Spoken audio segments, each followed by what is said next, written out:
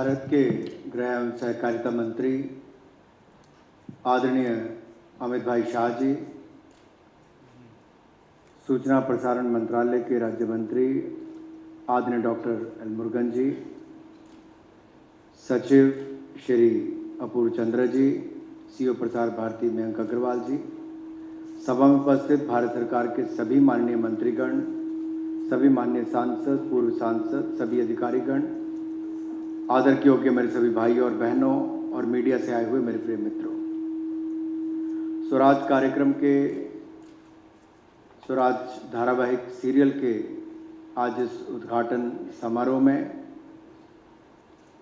मैं सबसे पहले तो अथक और सार्थक परिश्रम के लिए और जो अपनी निपुणता के साथ प्रामाणिकता के प्रतीक भी हैं और जो रणनीति चाहे चुनाव की हो, सदन की हो या राष्ट्रीय सुरक्षा की हो, उसके लिए देश में अलग रूप से जाने जाते हैं, ऐसे आदरणीय अमित भाई शाह जी का इस कार्यक्रम में आने पर बहुत बहुत स्वागत और अभिनंदन व्यक्त करता हूँ।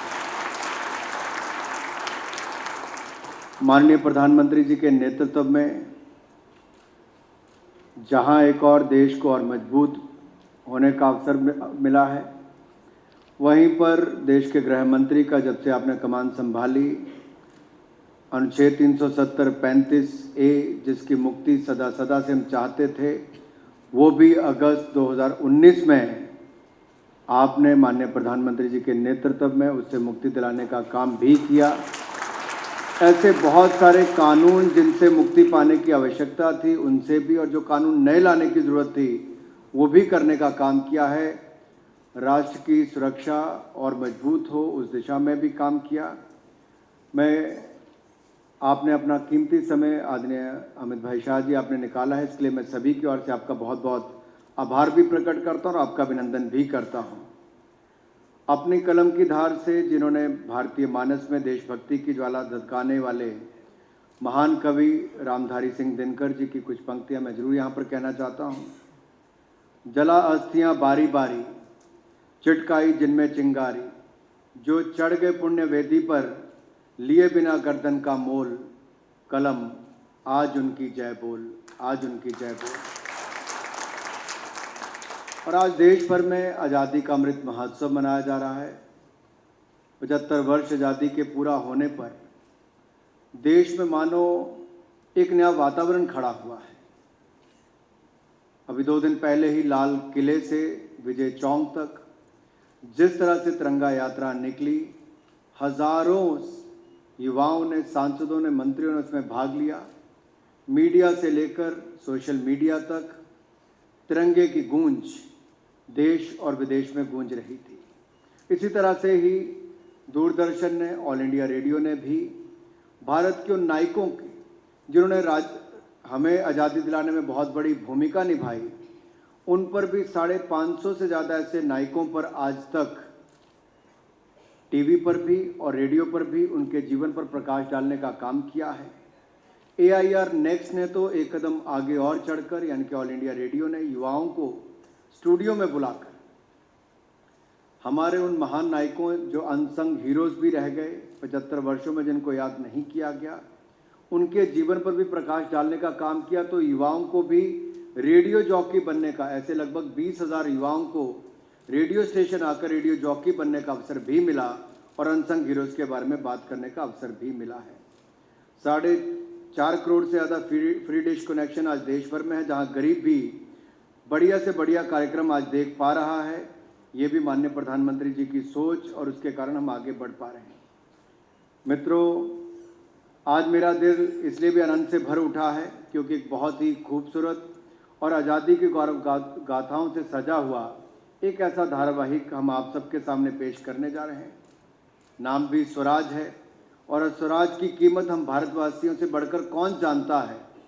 और जिस स्वराज की बात आज़ादी से पहले की गई थी, आज़ादी के बाद आज की पीढ़ी भी स्वराज की कल्पना क्या थी और स्वराज से जुड़े हुए नायकों की कहानियों को भी जान सके, और जिन नायकों की वजह से सपना साकार हुआ उन्हें नमन करना, उनका सम्मान करना ये भी जरूरी था। और आज की पीढ़ियों को उनकी कहानियों से परिचित कराया जाना ये स्वराज के माध्यम से हम करेंगे।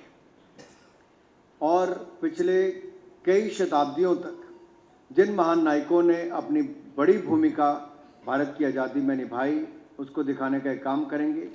ये एक धारावाहिक ही नहीं बल्कि एक गौरव दर्पण भी है, जिसे जो भी भारतीयवासी देखेगा, मैं यकीन के साथ कह सकता हूँ, उसका सीना गर्व से चौड़ा होगा।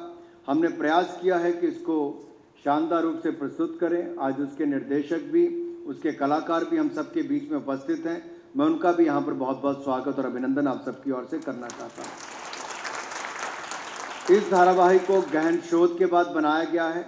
देश के कोने कोने से दस्तावेज, कहानियाँ, तथ्य और तस्वीरों को एक कड़ी में जोड़कर प्रामाणिकता के साथ इसको पेश किया गया है। और मुझे हर्ष है ये कहते हुए कि ये महज धारावाहिक नहीं बल्कि एक सांझी विरासत भी होगी।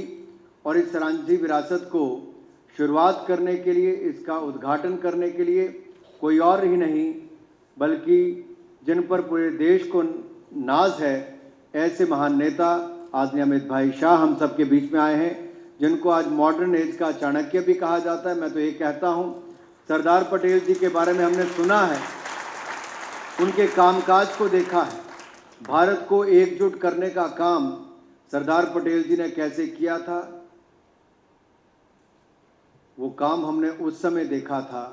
और आज के समय और मजबूत करने का काम मैं कहूँगा, आज के हमारी पीढ़ी के अगर सरदार पटेल की छवि मैं किसी में देखता हूँ तो आदरणीय अमित भाई शाह जी में देखता हूँ।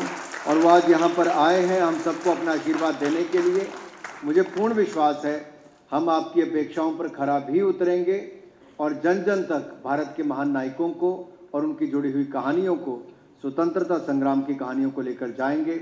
आप अपना कीमती समय निकाल कर आए सर, आपका बहुत बहुत आभार। आप सब भी जुड़े, सबका बहुत बहुत धन्यवाद।